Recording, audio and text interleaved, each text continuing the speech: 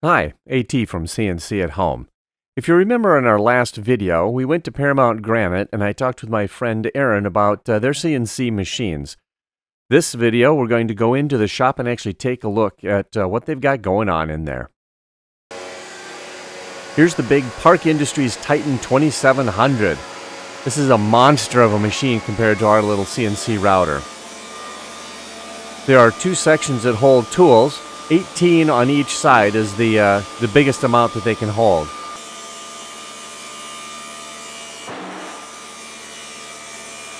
Here the router is just cutting away some of the excess granite. Here's the other side of tools that they have on there.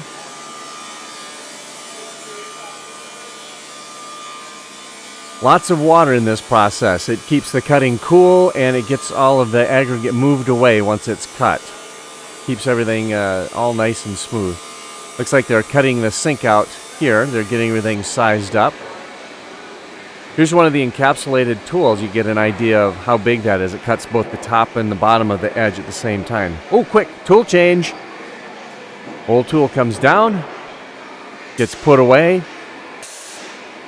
and then the head will move down to the next tool that it's going to grab. Picks it up, and then it's ready to be used.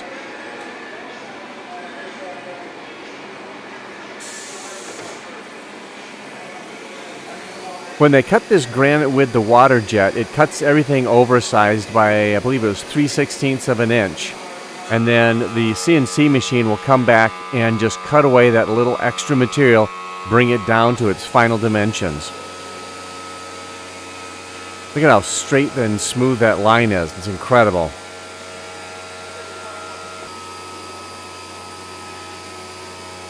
Yeah, I'm looking at these pictures, and when I was live, I really wish I could have gone in and touched this and felt how smooth that granite was at this step already.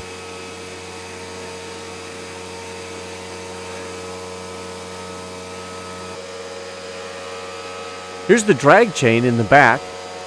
Both CNC machines that we have drag chains. This thing is monstrous to carry all the cables and hoses and wires and whatever all is in there.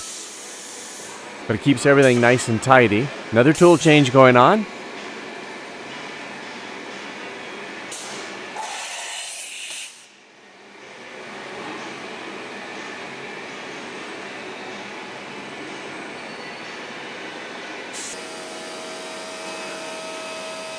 Lots of water used to keep everything flushed. Again, that just looks so smooth. I wish I could touch it, feel how smooth that actually is. I'm going to try and catch a little before and after here. Kind of can't really see much, but the edge gets cut down here. Let's see what it looks like once the cutting head is moved past. Doesn't look a whole lot different, but definitely I can hear something going on. Another tool change. Aaron did say that on average it was 7 tool changes to get the edge all cleaned up, down to size and then polished and shaped.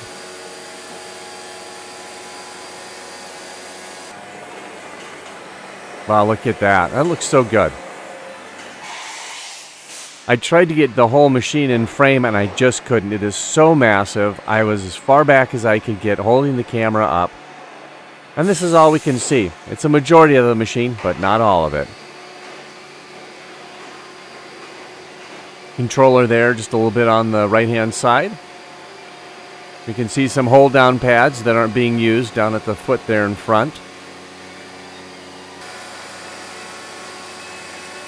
See what it looks like before and after on this corner. Wish I could touch that.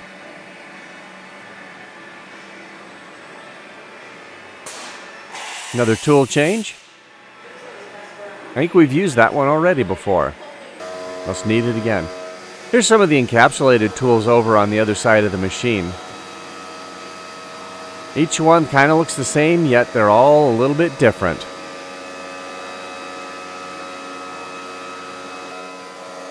The left side had more of the edge cutting tools, the ones used to bring the sheet down to size.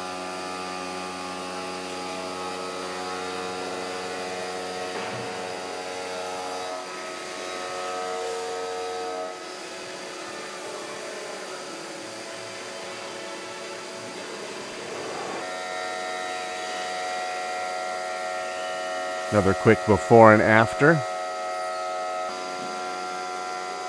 Looks so smooth.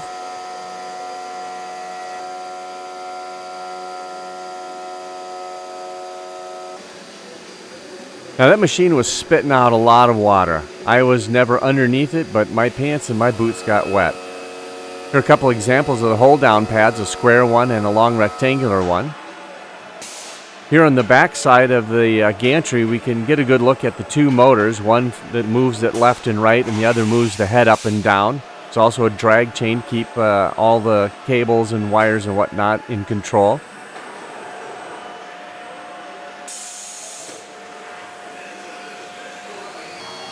We've got these nice accordion bellows to keep all of the mechanism clean and dry and lubricated so that they continue to work efficiently. Unfortunately, we can't see them. Here's the controller interface. It's not a whole lot to it. Kind of shows our X, Y moving there, and we've got our Z, which is set to 0, so it's where it was zeroed. Now you'll notice that the parts being cut have a lot of extra rectangles and squares. Those are the hold down pads. Those are projected from this laser projector down onto the table so the operator can set up exactly each one of those where it's supposed to go, and then they can move the piece of granite exactly into place as that projector is showing where it needs to go. Here's an emergency stop button that's connected to a cable that goes around the machine. So if somebody were to accidentally trip into the machine, it would shut off immediately.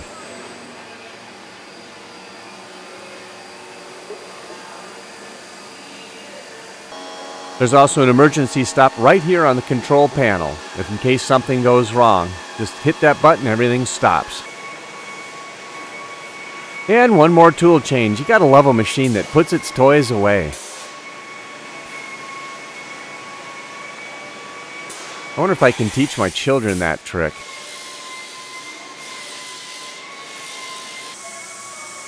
Now, on the station next to the CNC router is it's the wet saw and wet cutter, wet jet. And here we've got one person loading an entire sheet of granite onto the waste board to be cut with the water jet and with the water saw. It just uses these suction cups, and then the mechanism also will tip the sheet for him. So there's just a guiding that the operator has to do. Get this positioned approximately where they need it. This machine also has a camera that will take a picture of the piece of granite, and then they can place everything that needs to be cut digitally. And the robot arm then knows exactly where to cut with the wet saw or with the wet jet. There's the camera in the roof or on the ceiling. And you can definitely see the saw. On the left-hand side, that's the wet jet. There's not much to it. It's just a stream of water comes out of that. Here's a picture of the software once it's taken the picture, and everything can be positioned electronically, and so they get it exactly how they want it. And then the machine does all the work. It's pretty slick.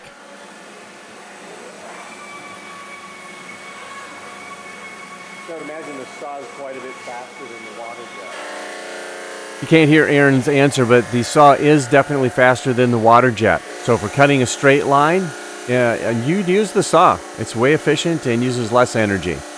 Less maintenance, too.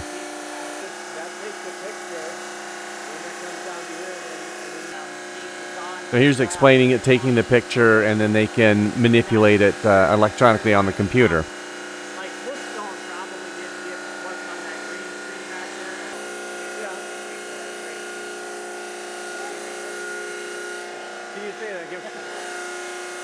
I forget what Aaron said, but we were laughing about that. Okay, here's the water jet cutting. It's nice and quiet, and it's just incredible how high pressure water and some aggregate can cut through solid stone. And this stuff's thick. It's over an inch thick. Just goes right through it like butter.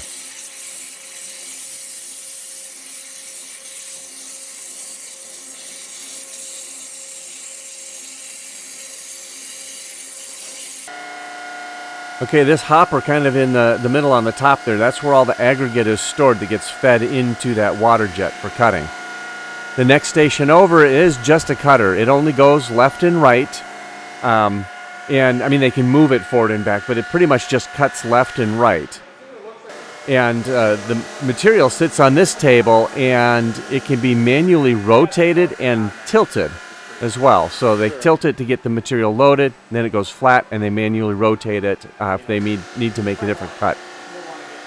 Here's where they take a picture of the granite against the green screen, and then they can position what the customer can actually say, hey, I want this feature to be missing or taken out where the sink is, so they can overlay it and see exactly what it's going to look like when they're done.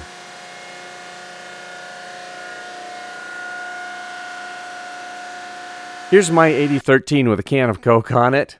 And just for comparison, here's that Titan with a can of Coke on it. That machine is massive. That's the end of the footage. I hope you enjoyed this quick tour of Paramount Granite.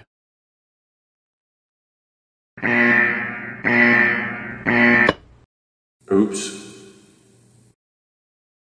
Hi, I'm AT from CNC at Home. If you like our content, help support our channel by clicking on subscribe and liking our videos. Thank you for watching this video. Have fun with your CNC at Home projects.